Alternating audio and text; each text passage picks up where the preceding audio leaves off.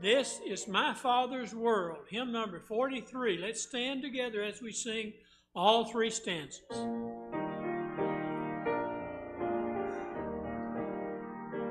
This is my Father's world, and to my listening ears all nature sings, and round me rings the music of the spheres. This is my Father's world, I rest me in the thought of rocks and trees, of skies and seas, his hand the wonders wrought. This is my Father's world. The birds their carols raise, the morning light, the lilies white, declare their Maker's praise. This is my Father's world. He shines in all that's fair.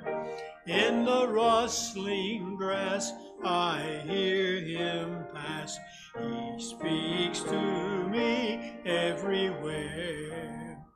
This is my Father's world. Oh, let me ne'er forget that though the wrong seems all so strong, God is the ruler yet. This is my Father's world. The battle is not done. Jesus who died shall be satisfied, and earth and heaven be one. Miss Evelyn, would you lead us in prayer, please?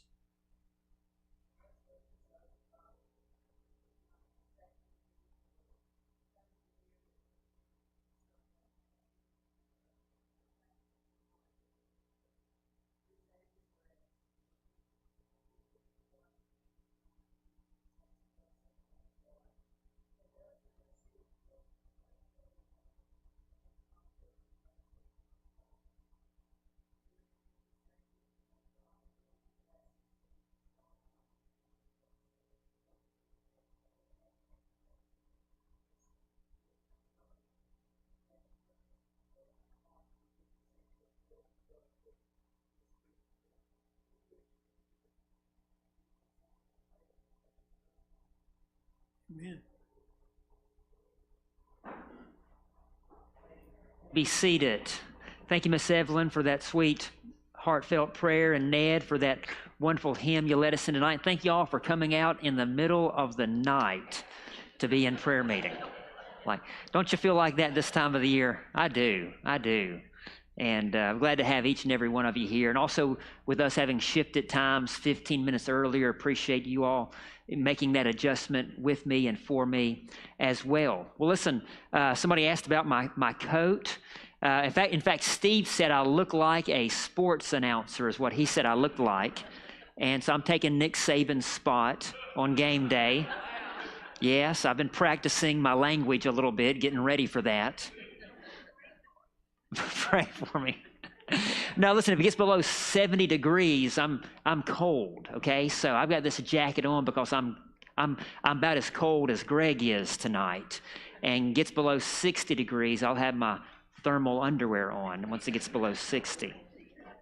All right, take your Bibles, turn to Mark chapter 1. Mark chapter 1 is, we're going to be a lot of places tonight. And I'm going to tell you what we've done, and I'm also going to tell you where we're going, okay? And so, by the way, next Wednesday night is going to be a very special night. Let me go ahead and say this. Next Wednesday night is our monthly business meeting, but we have some important business to tend to as a church next Wednesday night. And so our prospective student pastor is going to be with us next Wednesday at 5:30. He's meeting with the youth and the youth families And then at 6:15, he's going to be here with us. He's going to share his testimony. And so we get to meet him and hear briefly from him. And we're going to vote to affirm him and call him as our student minister next Wednesday night. I'm not going to share his name. I gave that promise on Sunday. I've given that promise to him. I think he's already told the church where he's at. But still, to keep my word of commitment, I'm not going to tell you his name until Sunday. But he checks all the boxes. The references are stellar, impeccable character, first class guy, and I think it's a good thing for our church. But next Wednesday night he's going to be here with us at 6:15. Okay, so Mark chapter 1. What I've done for a year is I've talked about ways that we can be good Christians. And tonight, in just one night, now for the past 3 weeks, I talked about serving. If we're going to be a good Christian, we have to serve others. If we're going to be a good Christian, we have to worship God. If we're going to be a good Christian, we have to spend time in the Word. If we're going to be a good Christian, we have to spend time in prayer. Well, tonight, for just one night only, if you're going to be a deeply rooted believer, a growing believer, there's going to have to be some times of silence and solitude in your life. Okay, now I know a lot of us are wired and geared differently. A lot of us always like to be busy, always like to be active, always like to have something going on. And in fact, the more things you have going on, the better off. But I'm telling you, there has to come a place where in your life there is some silence and some solitude. Now listen, I brought this hymn book. This is the 1940 Broadman hymnal. This is the hymnal out of which the song I referred to last Sunday is found. The invitational hymn, "Oh, Why Not Tonight?" And a lot of folks in this church have probably never heard that hymn sung, "Oh, Why Not Tonight?" because it's not been in a hymnal in my lifetime. But I'll tell you something else that's not in a hymnal anymore. This is hymnal. Here's a hymn. It's called, you know it. It's called, "The Lord is in His Holy Temple." And if we go back a few decades, I'm not saying we ought to return to this, okay? I'm not saying that at all.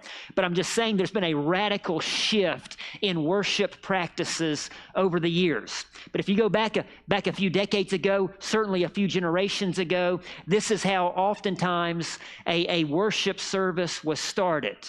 When the service began, this was sung. And it says this, "The Lord is in His holy temple. The Lord is in His holy temple. Let all the earth keep silence.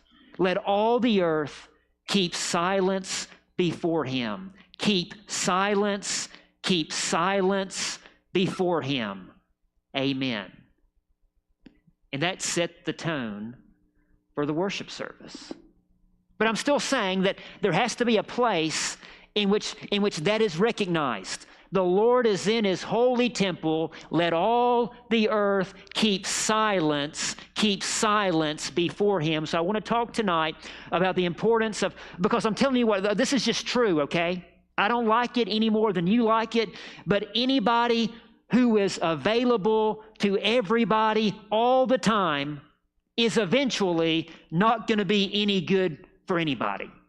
You just can't. You just can't always be available for everybody all of the time without eventually crashing and burning out. It's got to be some silence. So Mark chapter 1. In fact, I got 7 reasons why it's important for us to find times of silence and solitude. Here's the first reason: to be like Jesus. Like we ought to create some space in our life for this spiritual habit, because it helps us be like Jesus. So Mark chapter 1, I'm going to get up here in verse number 32.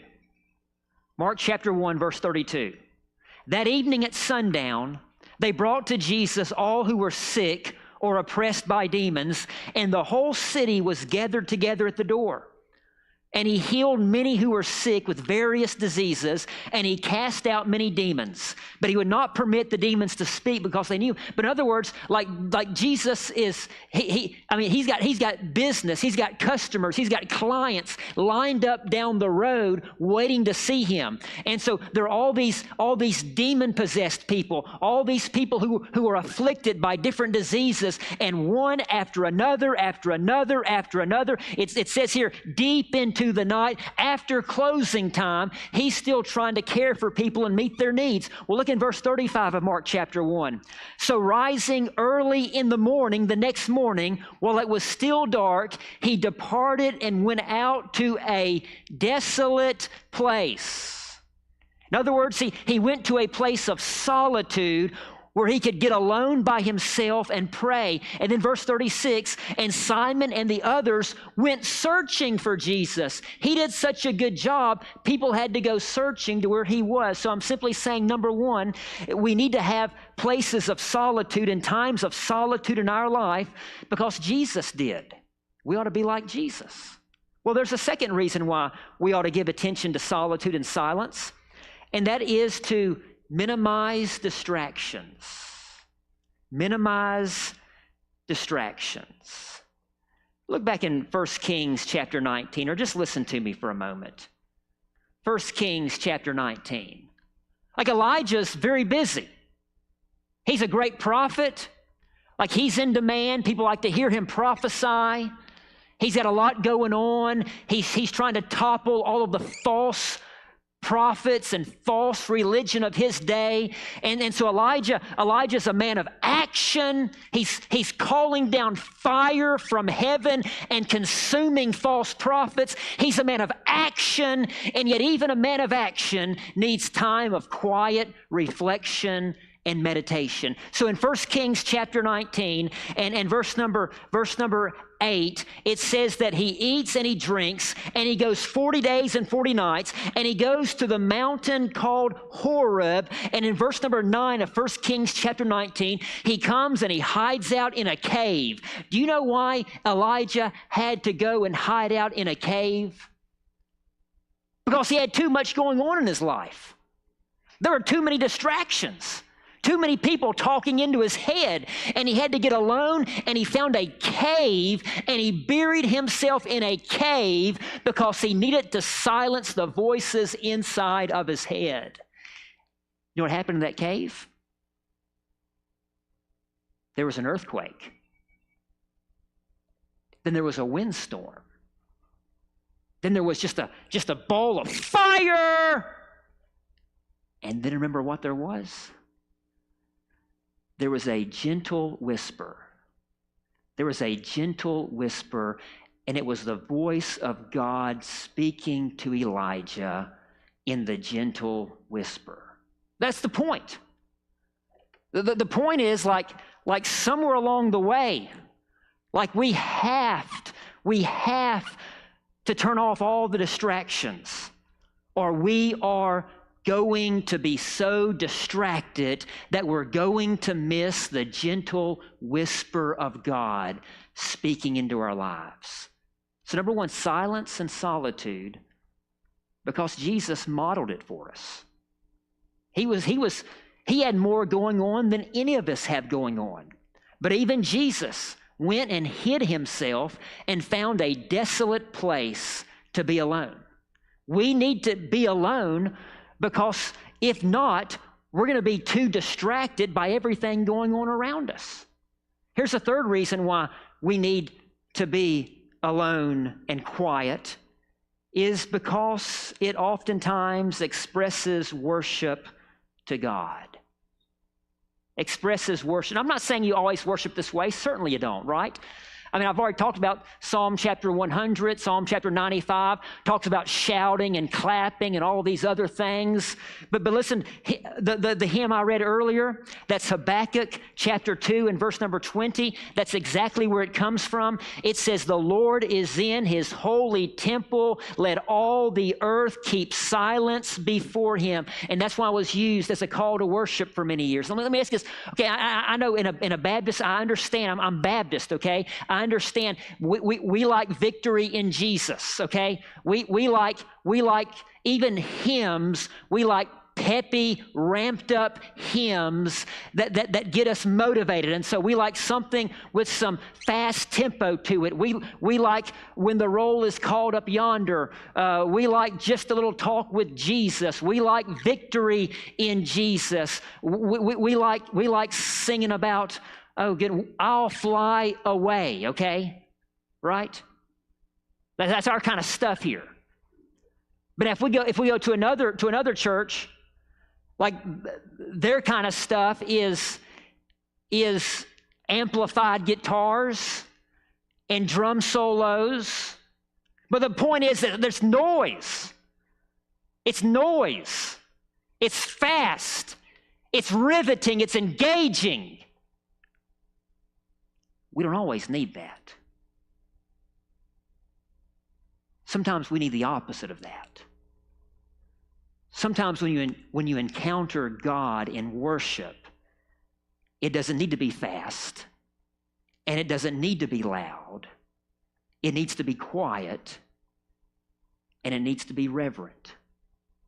There's a place for both. Now you remember, let me just show you a couple things. And I understand worship shouldn't be like a funeral. No, I'm not saying that.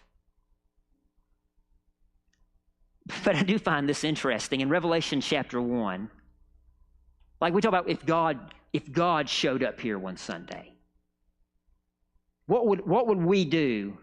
See, I think our natural thought is, well, if God shows up here one Sunday, we'll just have a throwdown. We'll just start throwing Bibles, throwing babies. We'll just start shouting and hollering. Listen what Revelation chapter 1 says. Because this is when God showed up in Revelation chapter 1. I turned to see the voice that was speaking to me, Revelation 1:12 says. And I saw one like the Son of Man, that's Jesus, clothed with a long robe and with a golden sash around his chest.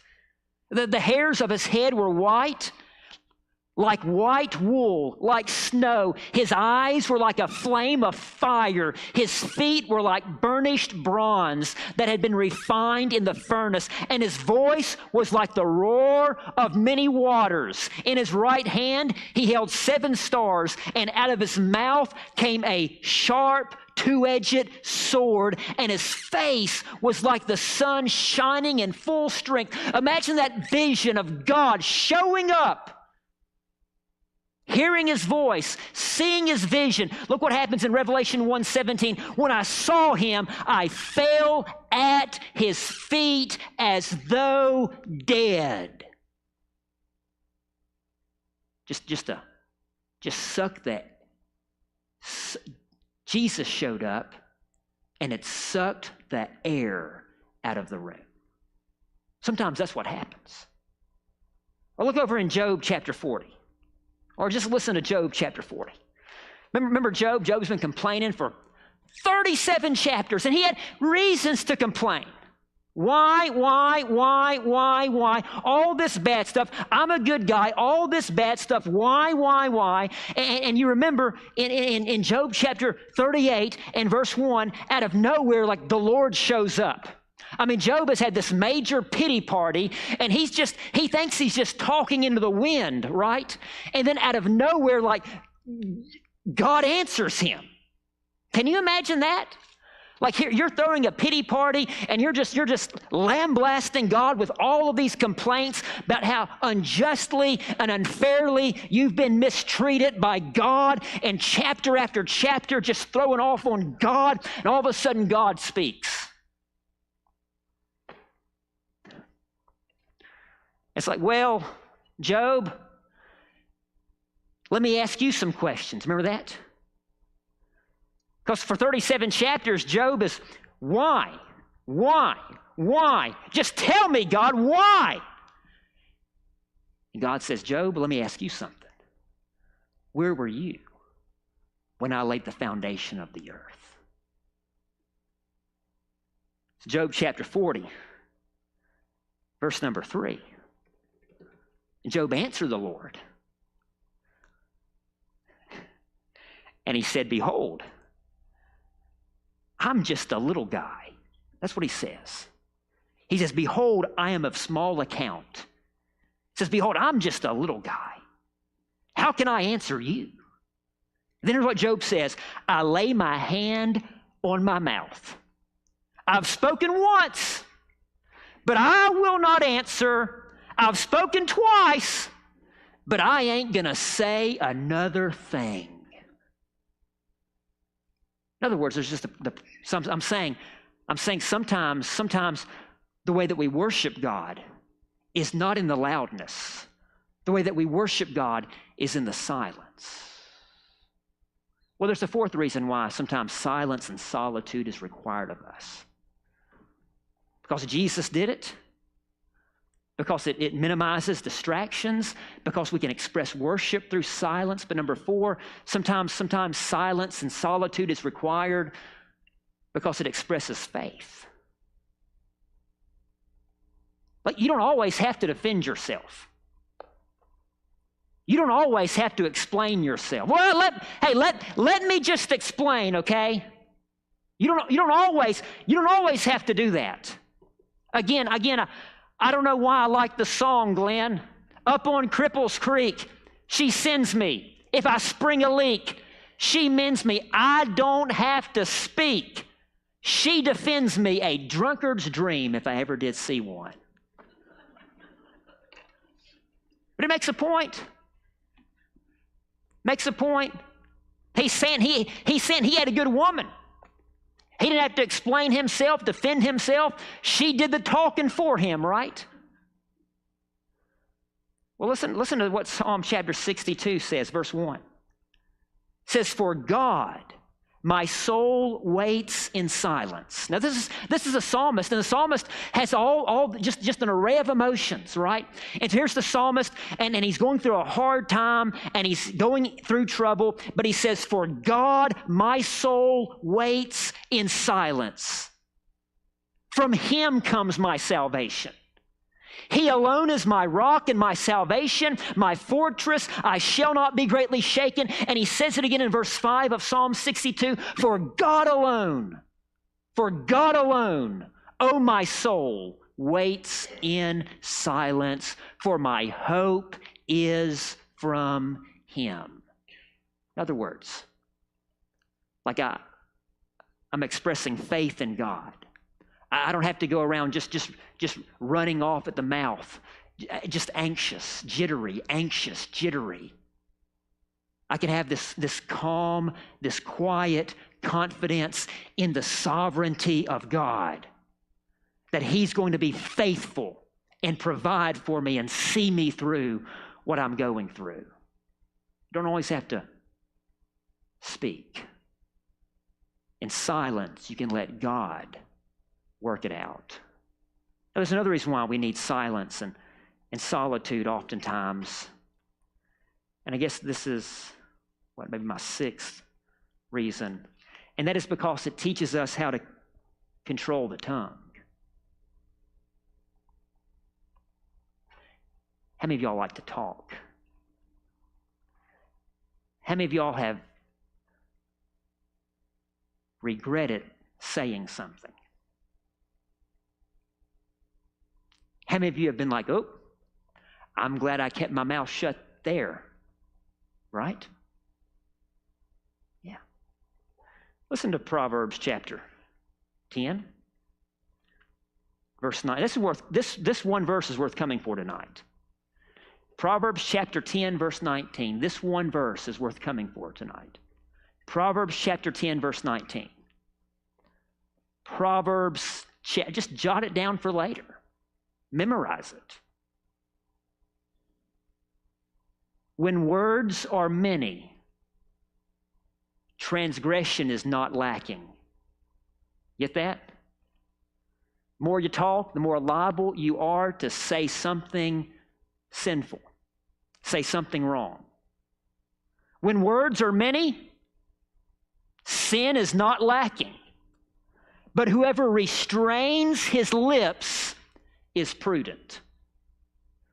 In other words, sometimes it's just better to keep your mouth shut because you don't talk about somebody that you shouldn't be talking about. And you don't say something that you shouldn't have said that you'll later have to regret. And so I'm telling you, if you practice the discipline of silence and of guarding your words, Proverbs chapter 10, verse, you know that the way that you talk reveals how real your Christianity is, right? James 1:26. Man, I'm just going to get up there because I love James. I love James, but James chapter 1, verse 26, it says James 1:26, if anyone thinks he's religious, and that's not, we're talking about just the general, like, if anyone thinks he's a good Christian, if anyone thinks he's religious and does not control his tongue, he has deceived his heart and his religion is worthless. If you can't control your mouth, James says your religion is in vain. So there you have it. There's a sixth reason for why it's good not to talk so much. I got two more real quick. Sometimes we need silence and solitude just simply because we're worn out. Am I right? Sometimes we're just worn out. Sometimes we're just peopled out. Listen, I'm going to end right here on this. We got to talk about the budget here in just a minute. Mark chapter 6 and verse 30. Okay, here's what has just happened. Jesus has been preaching, and everybody's hungry because he preached a long time, and they're hungry. Remember that?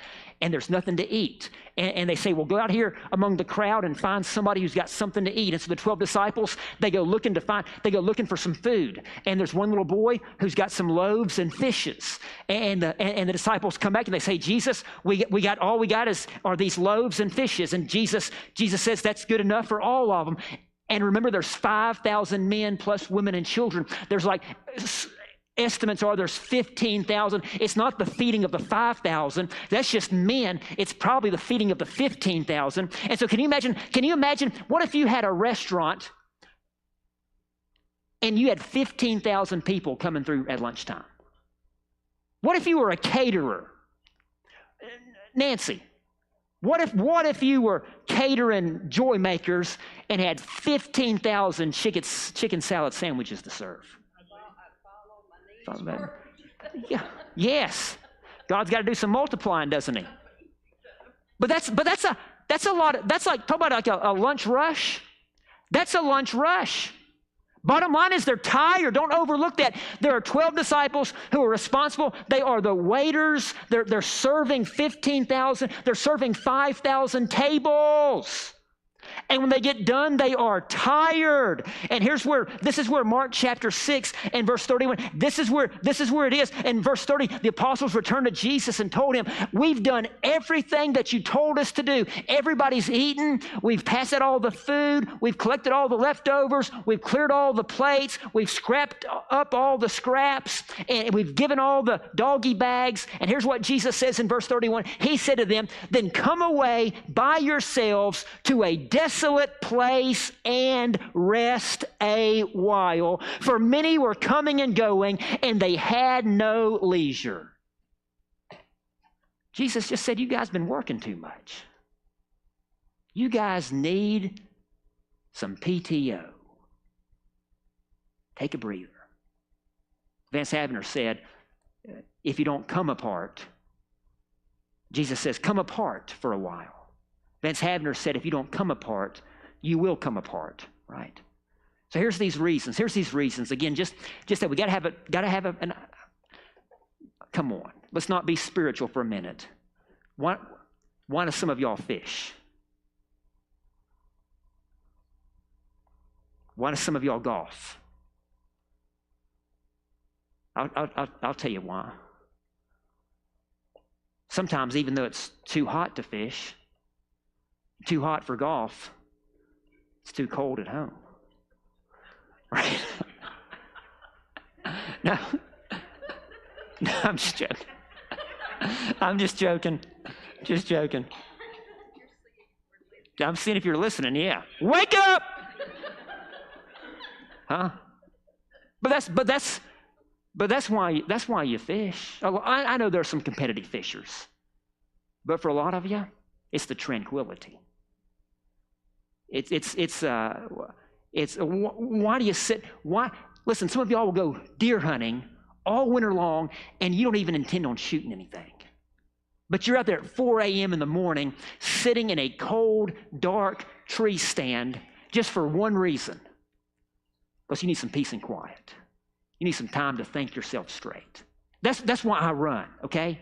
I don't run as much for the physical as I do for the spiritual and the mental, because I need some time alone. I need some time. That's all this is about. Somewhere along the way, you got to carve out a time when it's silent and it's desolate, but it's time for you to be able to think, and it's time for God to be able to speak, and it's just time for there to be this tranquility, because we live in such a hectic place.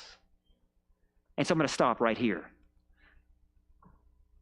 But I also do want to say, I like revved up worship services, but sometimes this place right here needs just to be a place of spiritual tranquility. I want to, one of these days, I want to create a prayer room in this church.